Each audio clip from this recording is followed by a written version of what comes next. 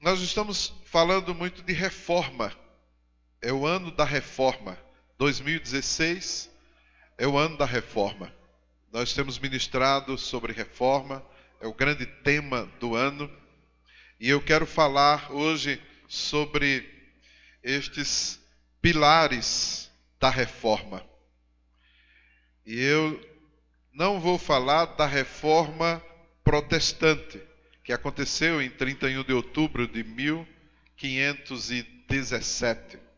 Próximo ano completa 500 anos da reforma. Então, dia 31 de outubro, tem muita gente comemorando o Dia das Bruxas. Mas isso é uma afronta do diabo para usar a data de 31 de outubro, tão importante para o povo de Deus, para as igrejas evangélicas, porque foi o dia da reforma protestante, a grande reforma com Martinho Lutero. Essa reforma protestante, ela ficou muito conhecida e mudou a história, né, da humanidade mesmo, e daí o surgimento de tantas igrejas evangélicas. E ela defende os chamados 5 solos. 5 solos. Sola fide, aí vem solas escrituras, solo Cristo, solo gratia e solo deo gloria. Vamos aportuguesar melhor isso. Somente a fé, somente as escrituras, somente Cristo, somente a graça e somente para Deus a glória. Então, a reforma protestante, além das 95 teses de Martinho Lutero, aí nós temos esses 5 solos. Somente a fé. O homem só poderá ser salvo mediante a fé em Jesus Cristo. Somente a fé salva. Isso, nos dias da reforma, em 1517, isso trazia uma mudança, uma transformação na mentalidade do povo da época, nos ensinamentos da época, e deixava muito claro, somente a fé em Jesus. Depois, somente as Escrituras. A Bíblia, e só a Bíblia, é a palavra de Deus. Então, enquanto as pessoas usavam outros livros e textos escritos por quem quer que seja, e isso andava ou acima da Bíblia ou ao lado da Bíblia. Aí veio a reforma e disse: nada, somente as Escrituras, elas são a nossa regra de fé e de prática. Só as Escrituras. Então, na nossa igreja, só a Bíblia. É a única regra de fé e prática. Você entendeu? Aí depois a reforma fala de somente Cristo. Só Ele, só Cristo. Ele é o único mediador entre Deus e os homens. Só Cristo é o mediador. Você não precisa de ninguém para chegar até Jesus. É você e Ele. Aí você pode dizer, é nós. Então é você e Jesus. Não tem mais ninguém. Ah, mas eu vou pedir a mãe dele. Não. É para Ele. Eu vou pedir a avó dele. Também não. É só Jesus. E a Bíblia nos ensina isso. Primeira carta de Paulo a Timóteo. Abra sua Bíblia. Se tiver uma caneta, aproveite para sublinhar a sua Bíblia aí. Anote aí se for no seu computadorzinho. Separe esse texto. 1 Timóteo. Paulo diz em 1 Timóteo, capítulo 2, no verso 5. Porquanto há um só Deus.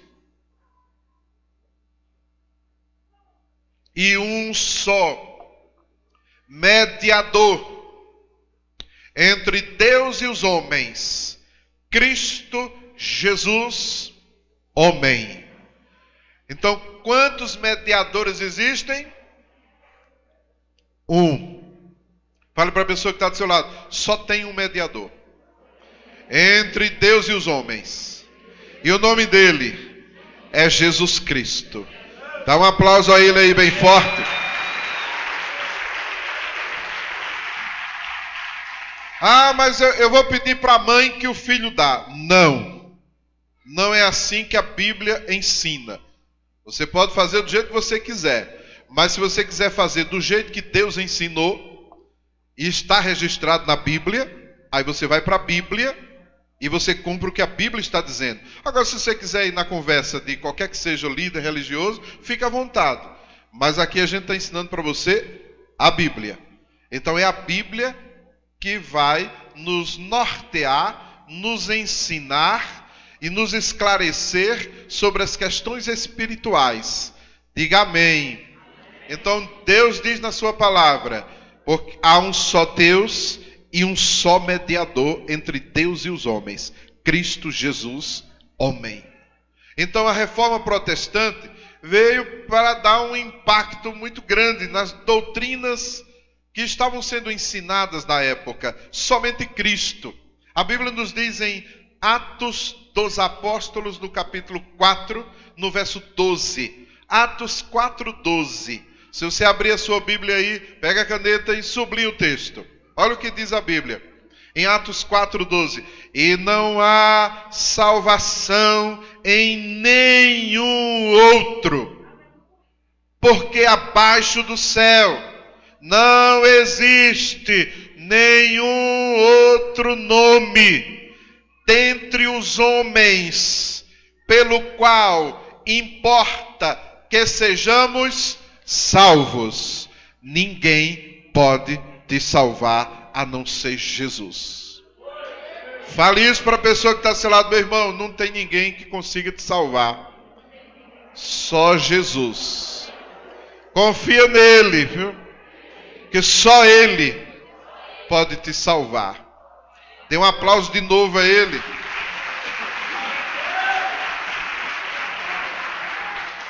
Outro ponto da reforma protestante: somente a graça. Somente a graça. A salvação. Então o que quer dizer o sola gratia? Quer dizer a salvação. A salvação é um favor imerecido que recebemos de Deus. Sabe o que é graça? Graça é um favor imerecido da parte de Deus. A gente não merece, mas Deus, pelo seu grande amor, com que Ele nos ama, Ele nos dá. Então é de graça. Não precisamos pagar pela salvação, porque Cristo já pagou na cruz do Calvário. Quem entendeu essa palavra, dê um amém aí. Aleluia. Então, quanto é que custa a salvação? Diga assim, ó, de graça. Eu não tenho que pagar para ser salvo. Eu não tenho que dar oferta para ser salvo. Eu não tenho que comprar a salvação, porque ninguém consegue comprá-la. Você entendeu isso? Na época que Martinho Lutero ensinou isso na Bíblia, foi uma quebradeira financeira em muita gente que andava vendendo salvação. Então a salvação é de graça, meu querido. Efésios 2, versos 8, 9, pode ir o verso 10. A Bíblia vai nos dizer, porque pela graça sois salvos. Abra sua Bíblia em Efésios 2, versos 8 a 10. Eu quero que você traga sempre a sua Bíblia para o culto, meu querido. Se você usa o seu computadorzinho como Bíblia, tudo bem, é meio que, mas tudo bem, pode.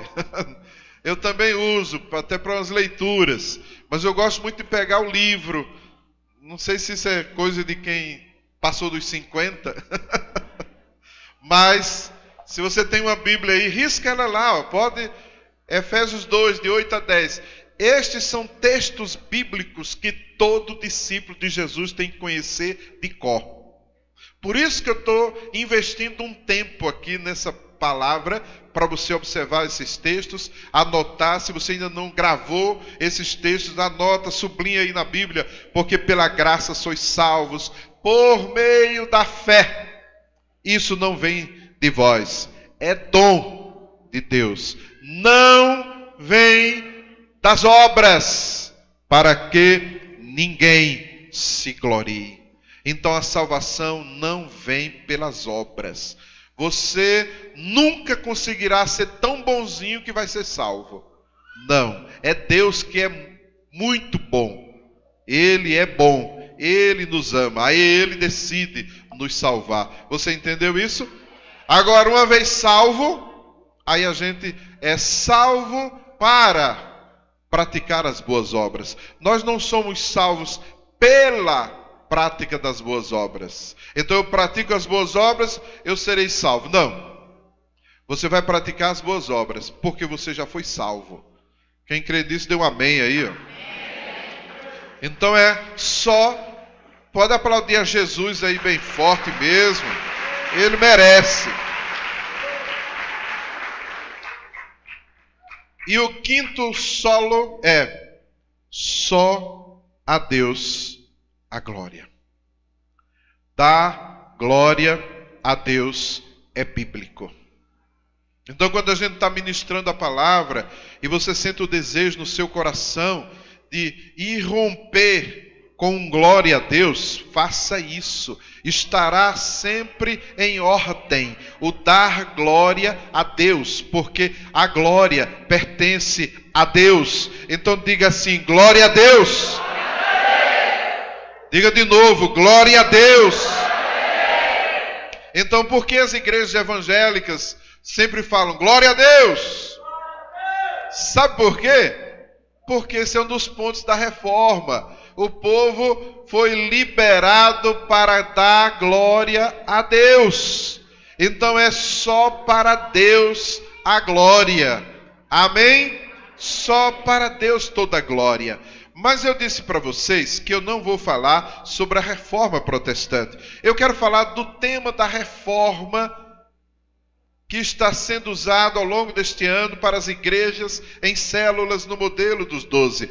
Esta reforma, ela tem fundamentos, ela tem pilares, que ao longo dos anos a gente vai construindo esses pilares.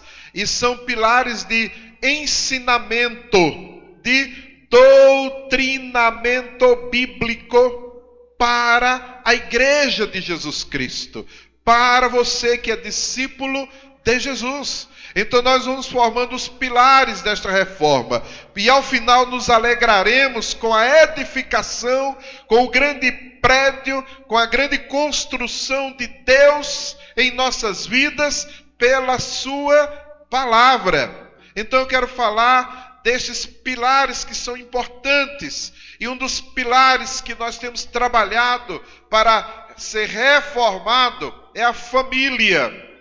Família sempre estará em pauta na igreja celular. A família será sempre a nossa célula principal. Fale isso para a pessoa que está do seu lado. A família é a nossa célula principal. Então você vai trabalhar sempre a sua família. Família é célula principal para nós.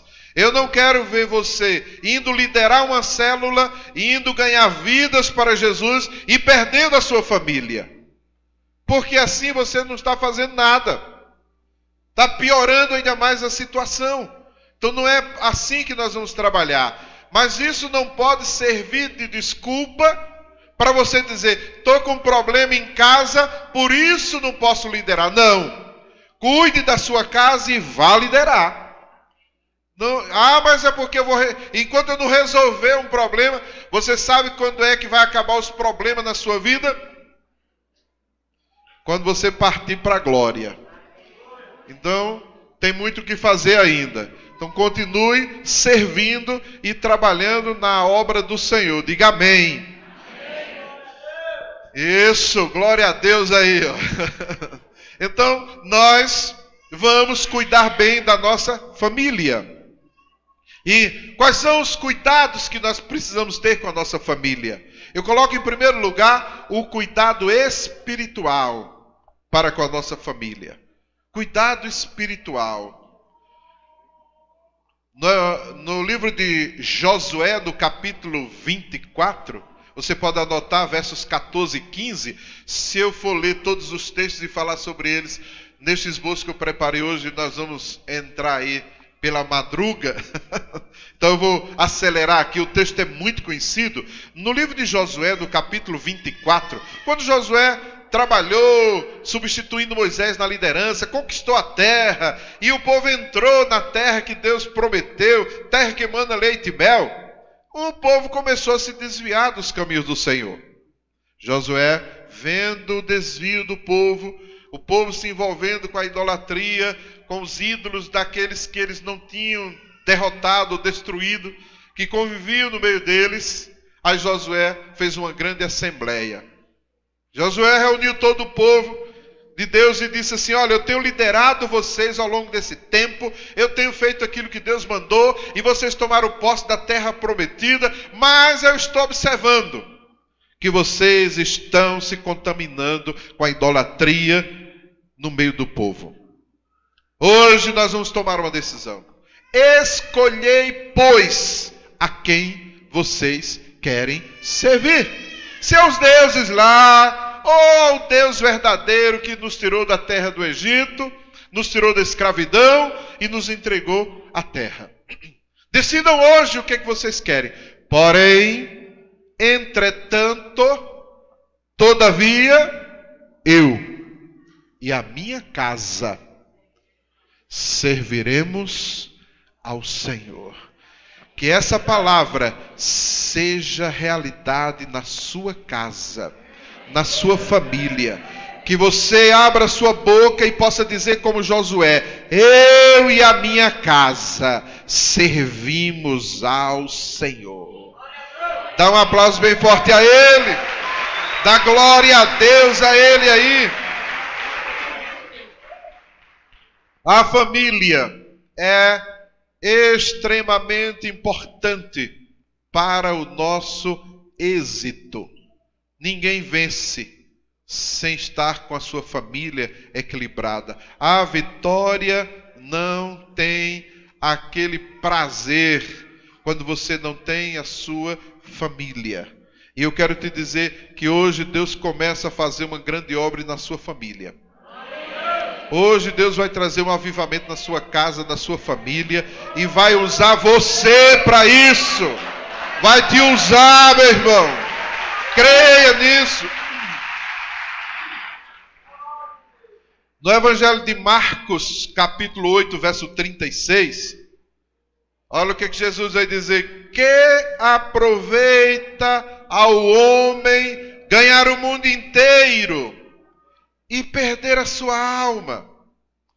Deixa eu trocar essa palavra alma por família e dizer para você, meu irmão, de que adianta você ganhar o mundo inteiro e perder a sua família? De que adianta? Tua família é importantíssima. E nós temos que trabalhar, temos que reformar a nossa casa, reformar a nossa família. E precisamos então ganhar a nossa família para Jesus. Mas como é que a gente ganha a nossa família para Jesus? Como é que nós vamos ganhar a nossa família para Jesus? Ganhar a família para Jesus deve ser o nosso alvo sempre. Sempre. E a sua família começa dentro da sua casa, com a sua mãe, com seu pai, com seus irmãos, com seu esposo, com a sua esposa, com seus filhos. E essa família vai se estendendo.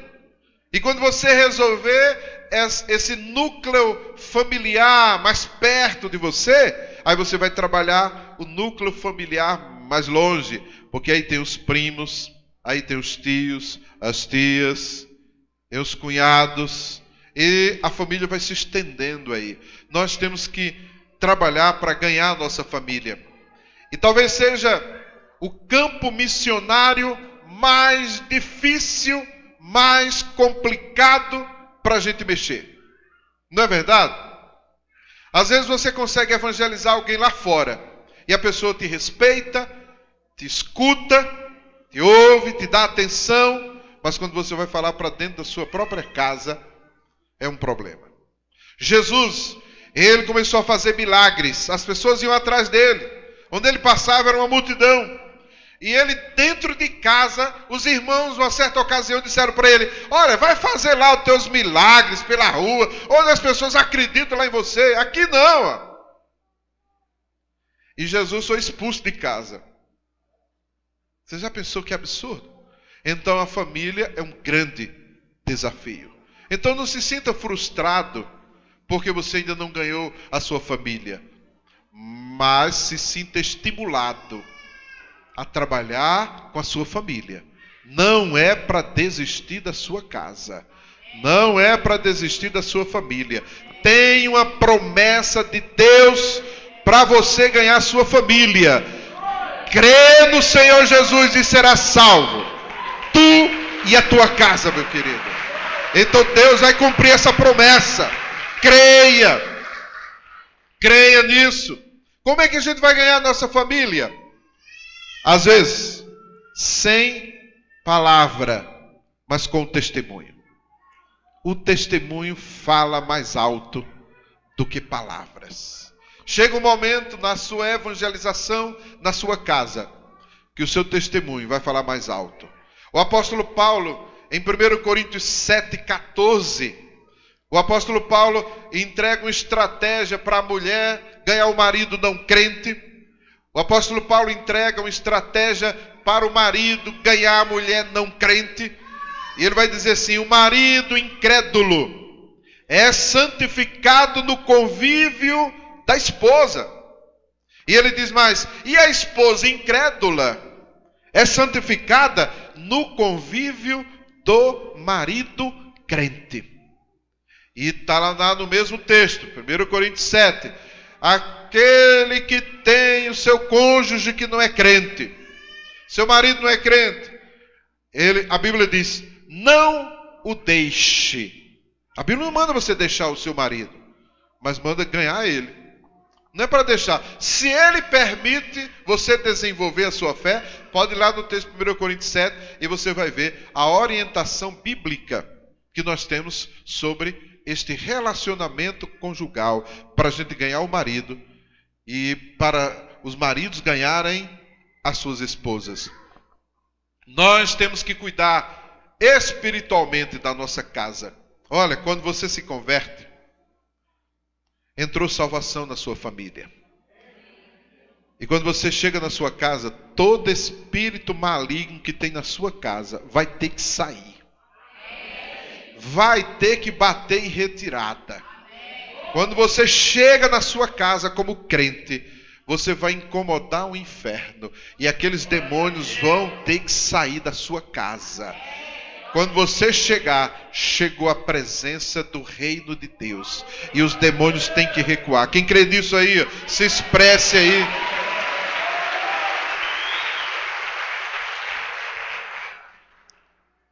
Moisés, inspirado por Deus, no livro de Deuteronômio, no capítulo 6, ele fala sobre o cuidado que nós precisamos ter com a nossa família, com os nossos filhos.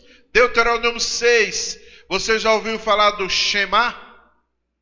Já ministrei aqui, Shema, quer dizer, ouve, ó Israel, é ouvir, ouve, ó Israel. E o texto vai dizer que nós temos que ensinar aos nossos filhos o caminho que ele tem que seguir. Nós vamos ensinar aos nossos filhos, nós vamos falar sobre a palavra, andando pelo caminho, ao deitar-se, ao levantar-se. Nós vamos inculcar a palavra nas crianças, nos nossos filhos. Obrigado, meu irmão. Então nós vamos inculcar esse ensinamento. Vamos falar sobre a palavra de Deus para os nossos filhos. A responsabilidade é nossa. Você tem a responsabilidade de cuidar da sua família. Você tem a responsabilidade de cuidar da vida espiritual dos seus filhos. Você entendeu isso? Então você tem que ter essa responsabilidade. Você não pode transferir essa responsabilidade para a escola. Porque se você for transferir a responsabilidade espiritual que tem sobre você para cuidar do seu filho, transferir para a escola, você sabe o que está sendo ensinado na escola? Pois é, fique atento. Enquanto a gente não se unir e entender a importância de termos uma escola genuinamente evangélica, a gente vai padecer nas escolas aí fora. Se é a escola do governo, você já sabe como é que ensina. Se vai para a escola particular, é confessional e o menino já vai começar a aprender coisas estranhas. Você entendeu isso? É uma responsabilidade nossa. Aí a criança está lá na escola de segunda a sexta. No mínimo 6 horas lá, 5 horas na escola. E como é que você vai combater toda aquela influência que ele recebe durante a semana? É com 1 hora, 1h30 na igreja? Como? Se você não cuidar todos os dias na sua casa, do seu filho, como é que você vai querer que quando ele crescer, não venha se desviar dos caminhos do Senhor? Nós temos falhado no cuidado espiritual da nossa família. E depois a gente vai padecer colhendo os frutos, porque não cuidamos. Você entendeu isso? Aí depois vamos chorar e vamos reclamar. Reclamar de quem? E chorar mais para quem? Então cuide enquanto é tempo. E invista na saúde espiritual da sua família e da sua casa. Você ama a sua família? Então cuide da sua família, meu querido. Você ama os seus filhos? Então cuide dos seus filhos. Eu não conheço nada mais importante na vida do que família, do que os filhos. Você por acaso conhece? Então cuide do seu filho, meu querido. Porque o diabo quer cuidar. E terá o maior prazer de destacar uma legião de demônios para acompanhar o seu filho. Então repreenda isso na sua família, meu querido. Repreenda isso na vida dos seus filhos. E levanta sua voz de autoridade espiritual para abençoar a vida do seu filho. Abençoe o seu filho todos os dias. Abençoe, impõe as mãos sobre ele. Ore por eles, ore pelas crianças. Está dormindo, levante a mão, ore. Peça a Deus para abençoar, para cuidar do seu filho. Porque não temos bem mais importante do que filho. Quem tem filho sabe o que eu estou falando. E se você é filho, vai entender isso também. Diga amém e dê glória a Deus pela sua família, meu querido. Aleluia. Aleluia. Mas há também o cuidado material para com a família.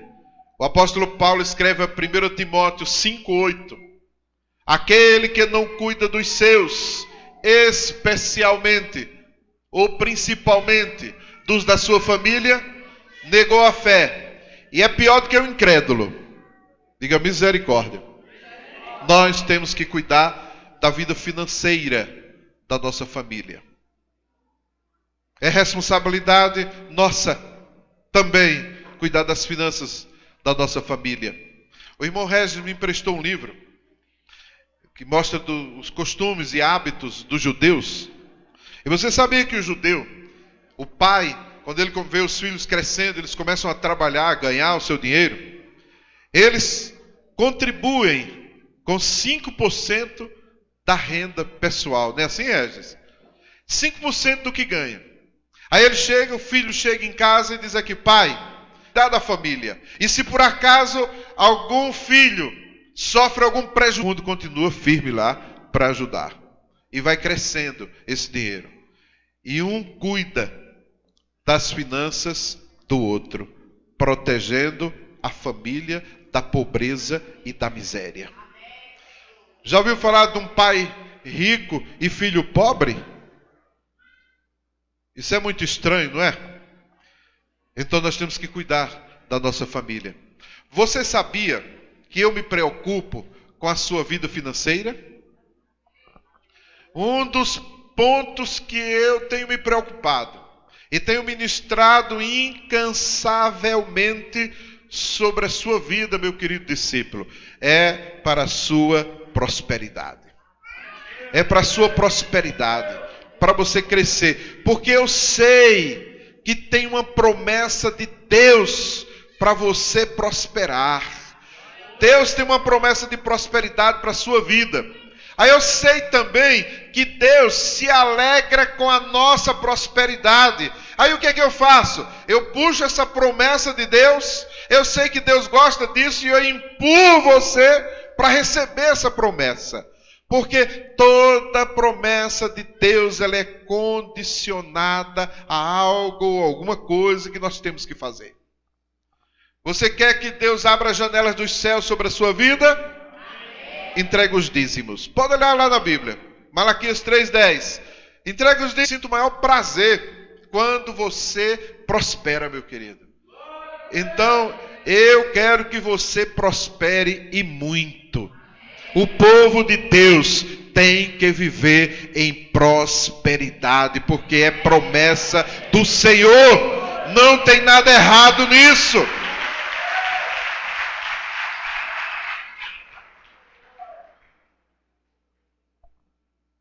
Deixa eu falar sobre outro pilar dessa reforma. Estamos trabalhando ao longo deste ano sobre reforma. Temos que reformar os nossos hábitos na família, cuidar melhor da nossa casa, da nossa família, da vida espiritual da nossa família. Temos que cuidar do sustento, fazer a nossa casa, a nossa família prosperar. Agora, nós temos também um grande pilar dessa reforma, que é a honra. Vamos continuar falando sobre honra. Paulo, escrevendo a sua carta aos Romanos, no capítulo 13, no verso 7. Ele diz assim: pagai a todos o que lhes é devido. A quem tributo, tributo. A quem imposto, imposto. A quem respeito, respeito.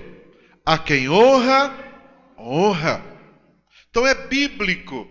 A honra é um tema bíblico que permeia toda a Bíblia. De Gênesis a Apocalipse. Você vai ver a presença desse tema da honra. Deus gosta da honra. Deus gosta de ser honrado em tudo e em todas as coisas. Ele faz questão da honra e ele ordena a honra nos relacionamentos. Você sabia disso? Quando Deus estabeleceu os 10 mandamentos, você sabe qual é o 5º mandamento? E o que vem com a promessa?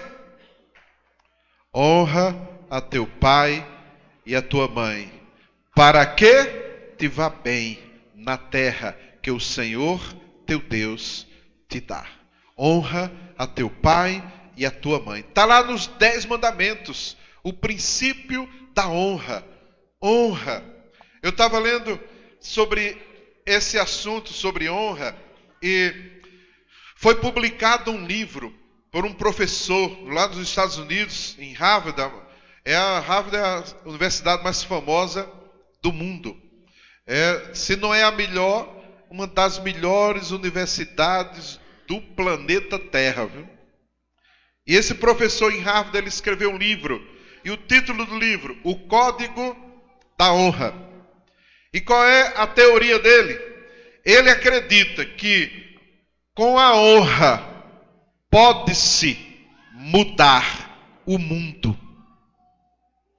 Com a honra você pode mudar o mundo.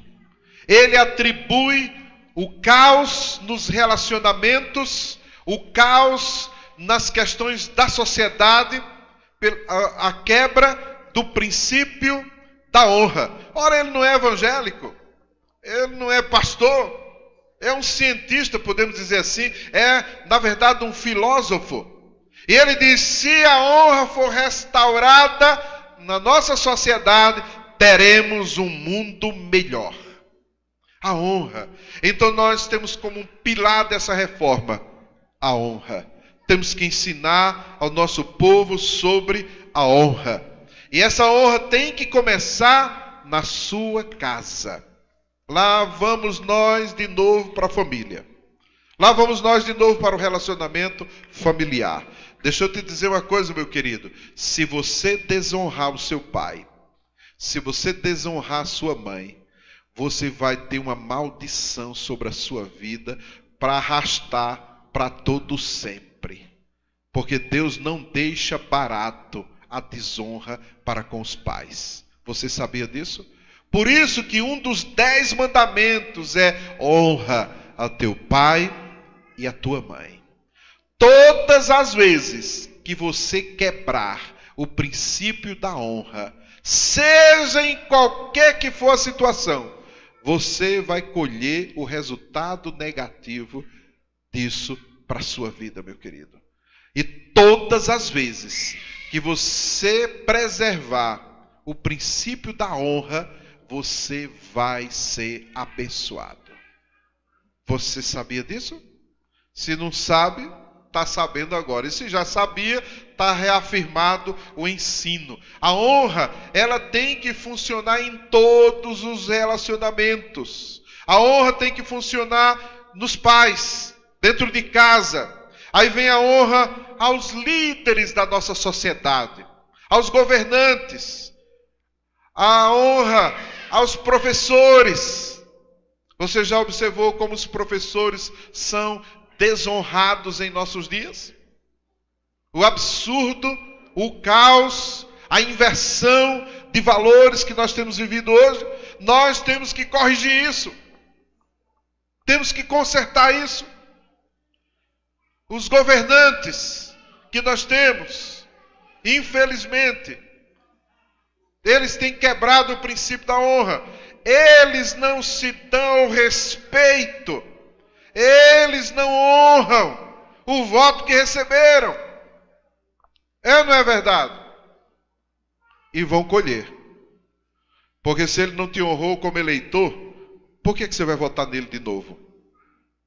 Você é inteligente? Então você não vai fazer isso. Entendeu essa palavra?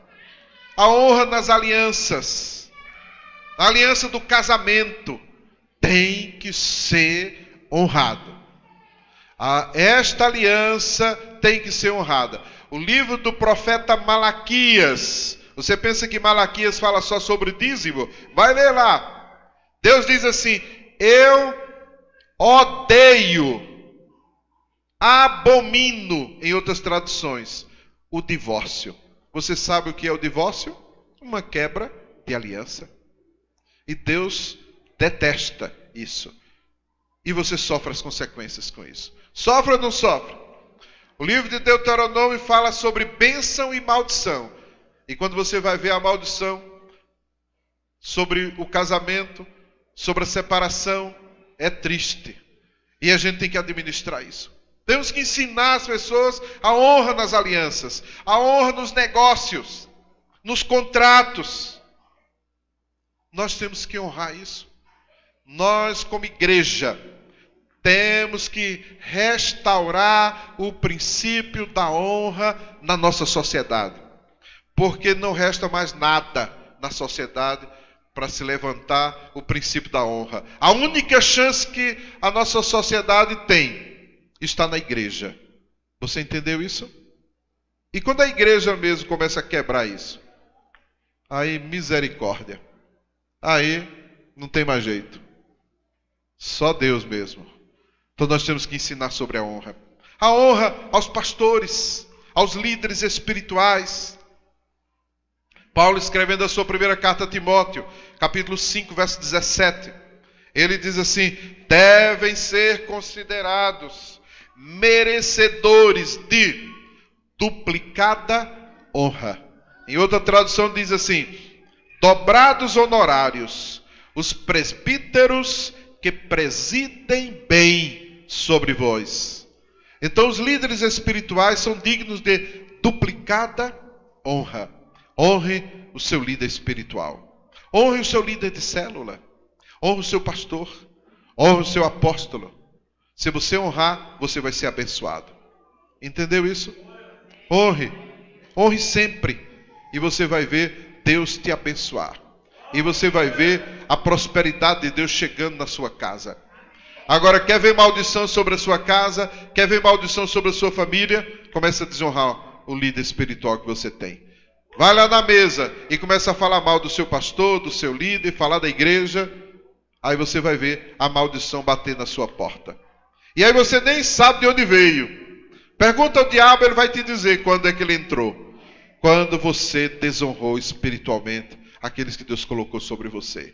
Aí o diabo tem brecha para entrar na sua vida. Você entendeu isso? Honre as alianças, honre os seus pastores, honre a igreja. Você tem que honrar a sua igreja, onde Deus te plantou, para ali você crescer espiritualmente. Então você precisa honrar a igreja onde Deus te plantou, meu querido. É por isso que a gente sempre ensina na igreja. Olha, se você está numa igreja, fica lá, meu irmão. Continua lá, para não ter problema. Se não tiver jeito, saia debaixo da bênção, honrando. Quando eu vou ouvir e conversar com alguém que vem falando mal da sua igreja ou do seu pastor, meu coração se fecha na hora. E eu já sei que é problema. Porque assim como fala do outro, vai falar da gente também. Então não vai funcionar isso. Então nós temos que honrar a nossa igreja. É aqui que você recebe o seu alimento espiritual. Semana após semana.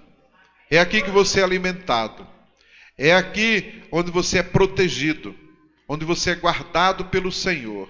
Porque quem entra na igreja está debaixo de cobertura espiritual. Então você está debaixo de uma cobertura espiritual, que é a igreja do Senhor Jesus Cristo. É aqui que Deus vai te guardar. É aqui que Deus vai te abençoar. É aqui que Deus vai liberar a bênção sobre a sua vida. Então, aprenda a honrar. Seja fiel à sua igreja. Sirva com alegria e com amor na igreja onde Deus te plantou, meu querido. Ajude, participe na vida da igreja, porque você vai ver a bênção do Senhor chegando sobre a sua vida, meu querido.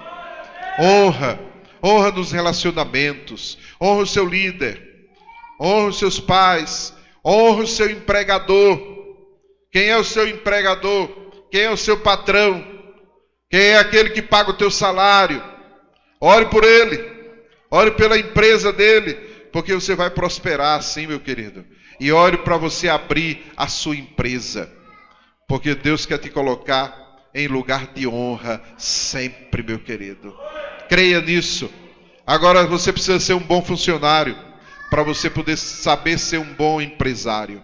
Porque se você não for um bom funcionário, nunca que você será um bom empresário. Entendeu isso? Nem adianta, porque não vai funcionar, meu querido. Você é chamado para servir a Deus onde quer que você se encontre. A Bíblia diz que o seu empregador é Deus. É Ele quem te sustenta, meu querido. Sabia disso? Sirva aos homens como se estivesse servindo ao Senhor. É o que a Bíblia nos ensina. O crente tinha que ser o melhor funcionário na sua empresa. Tinha que ser aquele de mais alta confiança. Sabia disso? E o crente tinha que ser aquele que abençoa a sua empresa. Não é aquele que amaldiçoa, que murmura e que reclama da empresa. Não está bom, está ruim para você?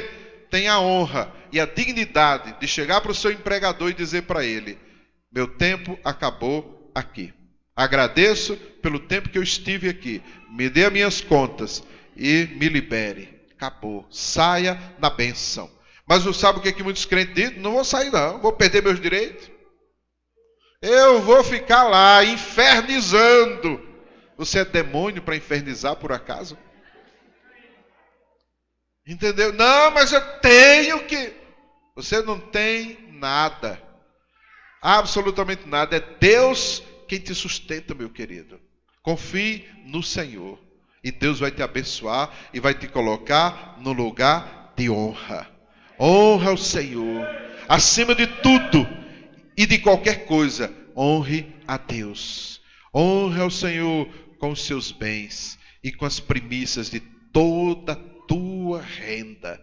E assim se encherão os teus celeiros, transbordarão os teus lagares. Provérbios 3, 9 e 10. Pode ver lá o que a Bíblia nos ensina sobre honra. Se você honrar, você vai prosperar. Se você não honrar, você não vai prosperar, meu querido. Não tem jeito, não funciona. E Deus é quem vai te colocar no lugar de honra. E se você me disser, mas eu já honro e ninguém vê, Deus vê todas as coisas. Se o seu empregador não valorizar o seu serviço, vai chegar alguém de fora e vai te valorizar. E você vai ser colocado em lugar de honra. Quem crê nisso, dá um aplauso a Jesus Cristo, Senhor. Aleluia. Deixa eu falar sobre um outro pilar desta reforma. Um outro fundamento. Nós temos trabalhado ao longo do ano falando de reforma. Da reforma da família. Da reforma na honra. Da reforma na liderança. Liderança. Todos nós somos líderes. Fale isso para a pessoa que está do seu lado. Todos nós somos líderes. A reforma protestante, ela veio trabalhar fortemente nesse aspecto da liderança do sacerdote. A reforma protestante ele trabalhou com o chamado sacerdócio universal do crente. Isso significa, na prática, a participação direta do cristão. Cristão simples, o chamado leigo, assumindo as responsabilidades de um sacerdote consagrado. Então o leigo, ele poderia ministrar a palavra, poderia ministrar o batismo. Mas você vai dizer, o quê? Isso mesmo. O leigo, crente em Jesus, ele ia ministrar o batismo, ele ia ministrar a ceia do Senhor, ele ia ministrar o casamento, ia ministrar todas as ordenanças, o que fosse. Por que isso? Porque a Bíblia diz que nós somos uma geração de sacerdotes. Você crê nisso? Primeira carta de Pedro, capítulo 2, verso 9. 1 Pedro 2, 9. O texto vai dizer, vós, porém, sois raça eleita, sacerdócio real, ou sacerdotes do rei, né?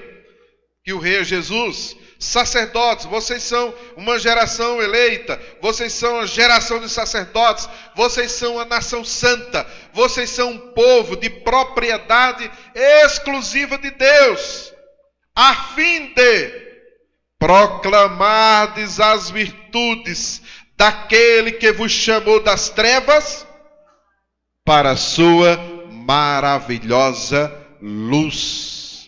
Você é um sacerdote do Deus Altíssimo. O que Pedro está ensinando é o que Jesus fez com todo crente, todo discípulo dele. Deus nos fez seus sacerdotes. Fale para a pessoa que está do seu lado, você é um sacerdote. Todos nós somos sacerdotes.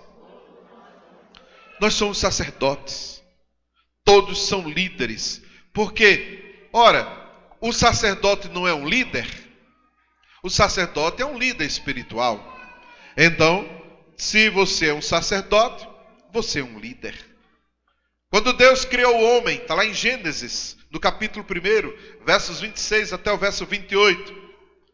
Aí Deus criou o homem à sua imagem e semelhança e disse para o homem agora, cresceis, multiplicai, e dominai sobre a terra, sobre os peixes do mar, sobre as aves do céu, dominai, liderai, governai, em outras traduções. Então Deus, quando criou o homem, a primeira palavra que o homem ouviu da parte de Deus, da boca de Deus, quando foi criado, sabe qual foi? Liderai, lidere, lidere, você é líder, nós somos líderes. Todos nós somos líderes. A questão é, nem todos estão dispostos a liderar. Porque se você disser, eu quero ser líder, você pode aprender a liderar. É você e Deus, meu querido. A nossa grande luta está em liderar ou não liderar. Eis a questão. Satanás luta para que a gente não queira liderar. Essa é a luta do inimigo. Mas Deus está dizendo para você, você pode. Você é um líder. E essa liderança, Deus vai nos capacitar para ela. Diga amém. Então nós somos líderes. E nós podemos aprender a liderar. Liderança se aprende. Você aprende a ser líder. Você vai aprender a liderar se você quiser. E com quem nós temos aprendido sobre liderança? Para cada área da sociedade existe uma liderança própria, que segue características próprias. Então, quem vai liderar um país? Quem vai liderar uma nação? Então, imagine, quem vai liderar o Brasil? Então, quem vai ser o líder do Brasil? Como é que ele vai agir? Quais são os pré-requisitos para essa liderança? Quais são as características de um líder que vai governar uma nação democrática? Ele vai ter que respeitar os princípios da democracia na sua liderança. Então, liderar o Brasil, por exemplo, é liderar uma democracia com características únicas, exclusivas até. E se ele quiser se dar bem na liderança, ele vai ter que saber trabalhar esta liderança. Aí vem acordos políticos e o líder inteligente, esperto, ele vai fechar, vai fazer acordos políticos, vai organizar, ele vai formar sua base. Não é assim que a gente está vendo na televisão aí, as notícias?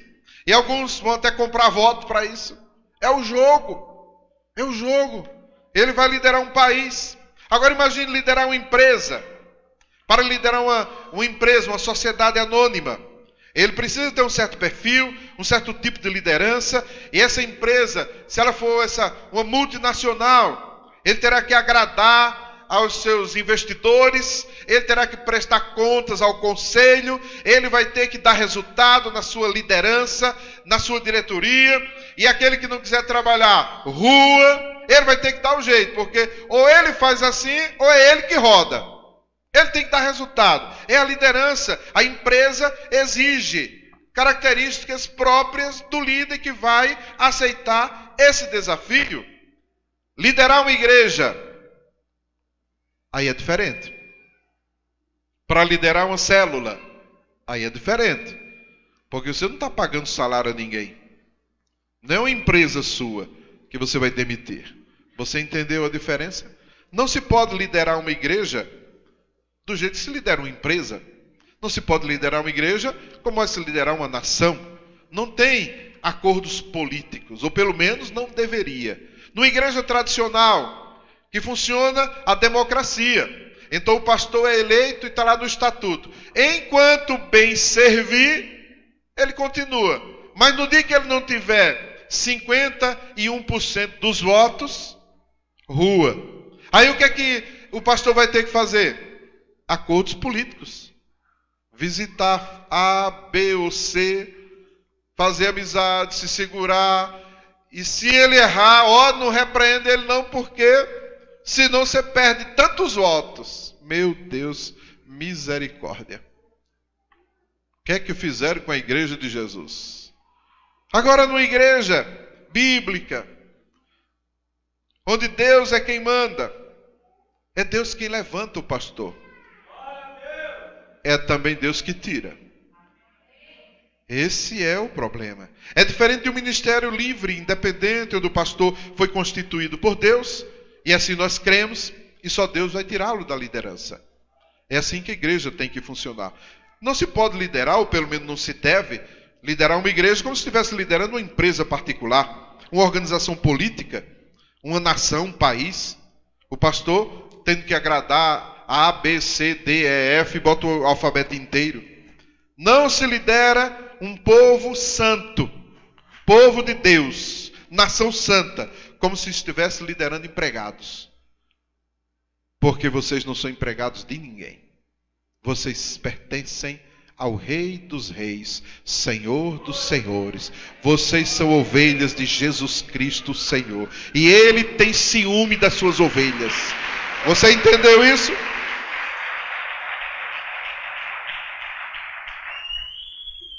Na primeira carta de Pedro, no capítulo 5, a partir do verso 1, Pedro chega a falar sobre essa liderança.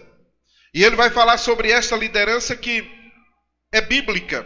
E ele diz assim: olha, vocês não podem, como pastores, pastorear como dominadores sobre os que nos foram confiados. Nem se lidera por torpe ganância.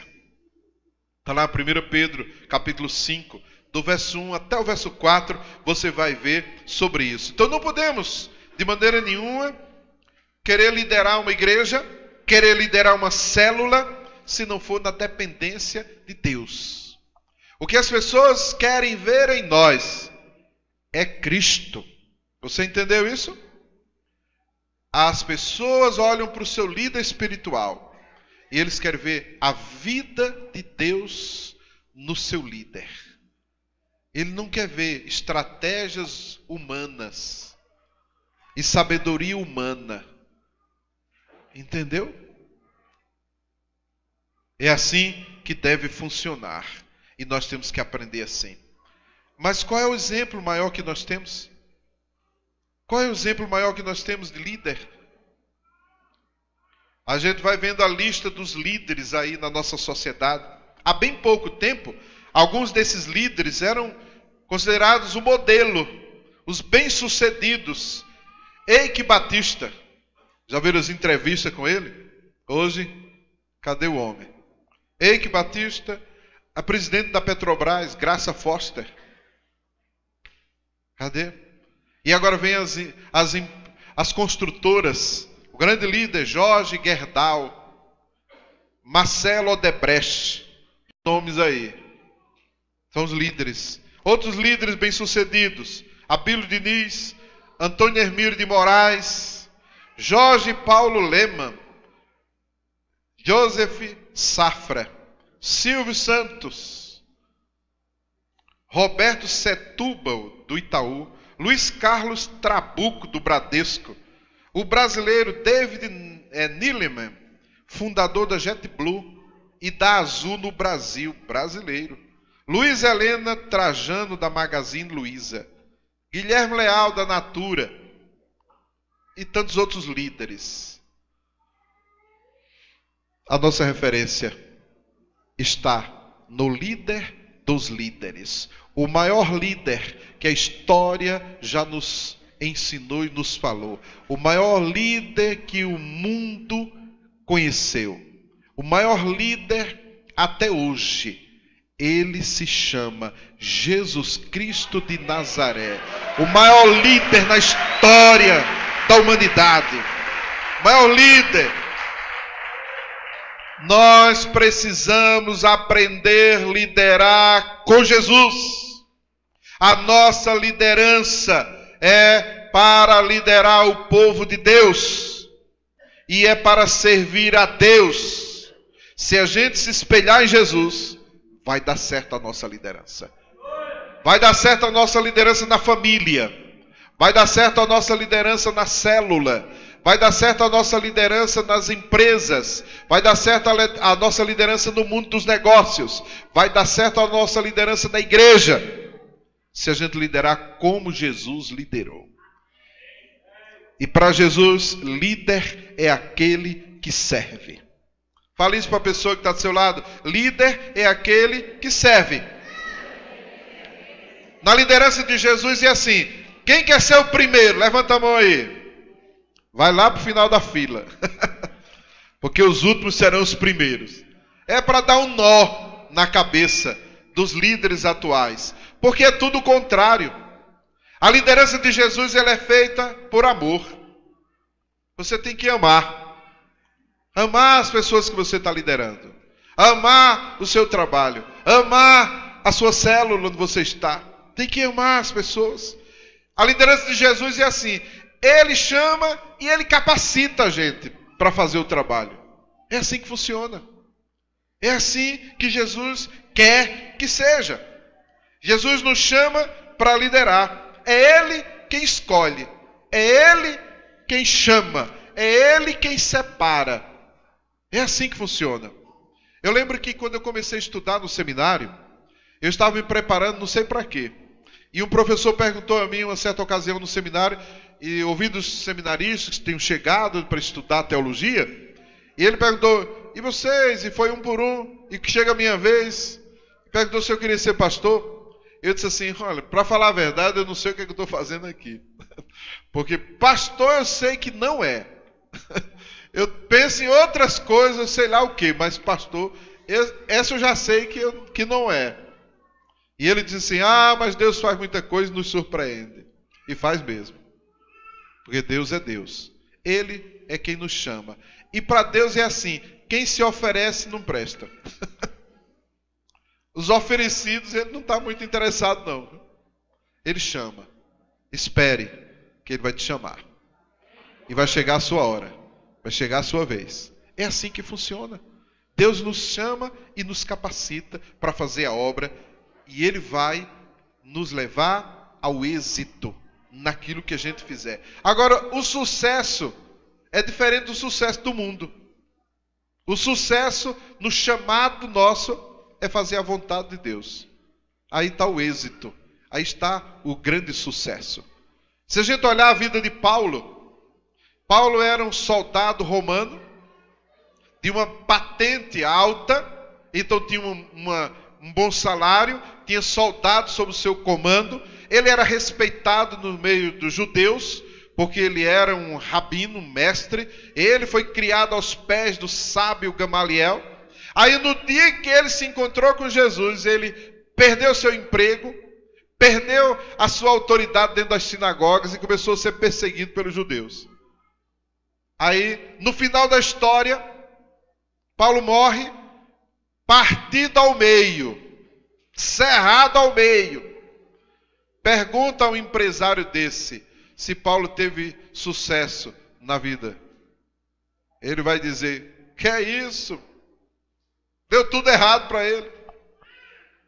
Pergunta para Jesus, o que é que ele acha de Paulo? Paulo teve sucesso. Teve êxito, porque ele mesmo diz, cumpri bem o meu ministério, encerrei a minha carreira e guardei a minha fé. Desde já, a coroa da justiça me está reservada. Dá um aplauso bem forte a Jesus, ao Senhor, que guarda a nossa coroa. Aleluia. Estamos em plena reforma. Fale isso para a pessoa que está do seu lado. Estamos em plena reforma. Estamos reformando a nossa casa. Fale isso para a pessoa que está do seu lado. Estamos reformando a nossa casa. Estamos reformando a nossa família. Estamos reformando o nosso casamento. Fala assim para a pessoa que está do seu lado. Estamos reformando o princípio da honra. Nós vamos mudar isso em nossas vidas. Nós vamos conferir honra a quem honra. Fala para a pessoa que está do seu lado, olha, nós estamos em reforma na nossa liderança. Nós vamos melhorar como líderes. Nós vamos liderar como Jesus liderou. E vai dar certo. Ao final dessa reforma, Deus vai fazer uma grande obra na sua vida. Deus vai fazer uma grande obra na sua família. Aleluia! Fique de pé, meu querido. Deus vai fazer uma grande reforma na sua vida financeira. Você vai prosperar. E vai prosperar em cima de princípios bíblicos. Na palavra de Deus. Você não vai precisar usar de técnicas, estratégias humanas, mas divinas. Deus está fazendo uma grande reforma na sua vida, meu querido. E você não vai sair daqui hoje a mesma pessoa que entrou. Comece a orar e apresente a Deus áreas da sua vida que precisa ser reformada. Fale com Jesus agora. Áreas da sua vida que precisam de uma reforma, precisa de um conserto. Fala para Jesus aí. Na sua área ética, moral, na sua vida espiritual, na sua vida familiar, no seu casamento, na vida dos seus filhos. Deus está aqui para fazer uma grande reforma na sua vida, meu querido. E você está nas mãos dele, o grande carpinteiro, aquele que reforma, o grande oleiro, que nos pega em suas mãos como barro, nas mãos do oleiro. Fale com ele agora. Fale com ele. Ele quer fazer uma grande reforma na sua vida, para te fazer feliz, alegre, para te fazer prosperar, para te fazer conquistar os seus sonhos.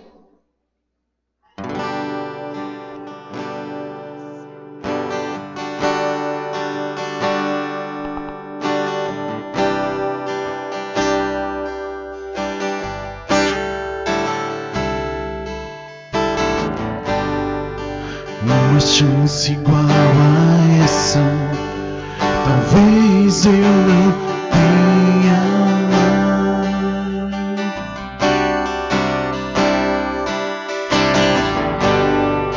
Quero estar em tua presença, nem que seja a última vez.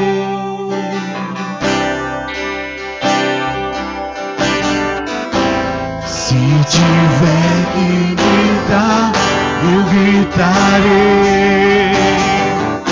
Se tiver que chorar, eu chorarei.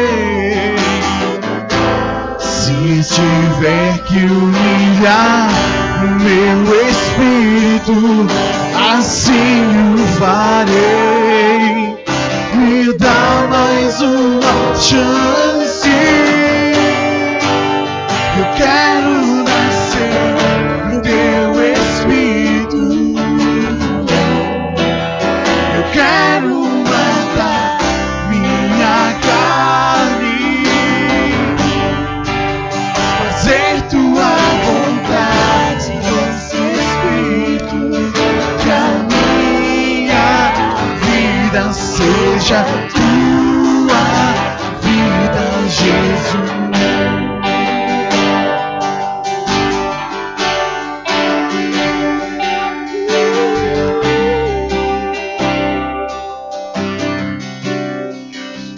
Orar pela sua vida, meu querido. Quem está precisando de uma grande reforma aí na vida? Quem está com a vida bagunçada, está com problemas e só Deus para resolver? Eu quero orar por você que está nessa situação. Deus vai fazer uma grande reforma na sua vida, mas você precisa querer. Você precisa deixar Deus agir. Quem está precisando dessa grande reforma aí? Você pode até pensar: ah, apóstolo, reforma nem resolve, tem que construir tudo de novo. Pois se for necessário isso, Deus é poderoso para construir tudo de novo e nos dar uma nova oportunidade de vida. Eu vou orar por você, meu querido. Eu quero orar por você que hoje tomou uma decisão de mudança de vida. Quero orar por você. Onde você estiver aí, levanta a sua mão. Amém. Glória a Deus. Amém. Você está precisando de uma grande reforma na sua vida. Levanta a sua mão, eu quero orar por você. Deixa a sua mão levantada aí. Deus está vendo. É Deus quem vai fazer essa reforma na sua vida, meu querido. Levanta a sua mão bem alto onde você estiver. Faça isso com fé. Você está precisando de uma grande reforma. Deus vai agir na sua vida. Eu quero orar por você. Levanta a sua mão, vamos orar. Ó Deus Todo-Poderoso, o Senhor que vê tudo e todas as coisas. Os olhos do Senhor estão sobre toda a terra. Ó Deus, o Senhor que, sem que haja uma palavra na nossa língua, o Senhor sabe todas as coisas. Senhor, olha para o teu povo agora e vê cada mão erguida, Deus. Cada mão levantada é um sinal de fé e de confiança no Senhor, mas é também um pedido de ajuda e de socorro. Deus, cada mão levantada agora, vem visitar com a tua unção, vem visitar com o teu poder santo, ó Pai, e faz uma grande reforma, faz uma grande mudança. Senhor, o Senhor conhece cada coração, o Senhor conhece cada mão aqui, o Senhor sabe se a reforma é espiritual, se a reforma é na família, se a reforma é no casamento, se a reforma é na vida dos filhos, é uma libertação, se é uma cura. Oh Deus, o Senhor vê todas as coisas. Nós levantamos as nossas mãos para o Senhor, para que o Senhor venha nos ajudar, para que o Senhor venha nos socorrer. Se é uma libertação, Deus, opera agora essa libertação. Oh Deus, se é a salvação, se é uma vida que está voltando para o Senhor conhece. Visita agora com a tua unção, ó Deus, com a tua salvação, com o teu perdão.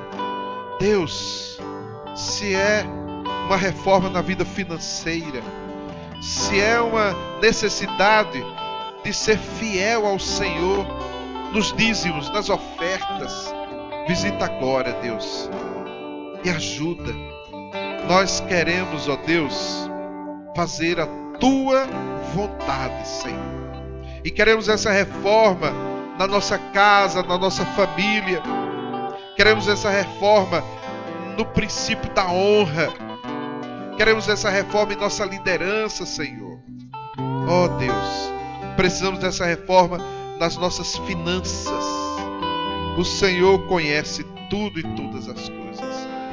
Libera agora, Senhor, sobre o teu povo, o teu milagre, a tua bênção, e faz essa reforma, Senhor, porque o teu povo quer e precisa disso, Senhor. Ó Deus, que a nossa igreja passe por uma grande mudança e transformação, Senhor, e que tenhamos aqui servos fiéis ao Senhor e comprometidos com o teu reino, para que, ó Deus, nós possamos avançar, conquistando esta cidade para Jesus, avançar com o teu reino aqui na terra, Senhor. Nos abençoa, Deus, em nome de Jesus. Amém. Amém. Glória a Deus. Aleluia. Fale para a pessoa que está do seu lado, diga assim para ela: olha, Deus começou uma grande reforma na sua vida. E Ele vai cumprir todas as promessas na sua vida. Aleluia. Deus abençoe sua vida, meu querido.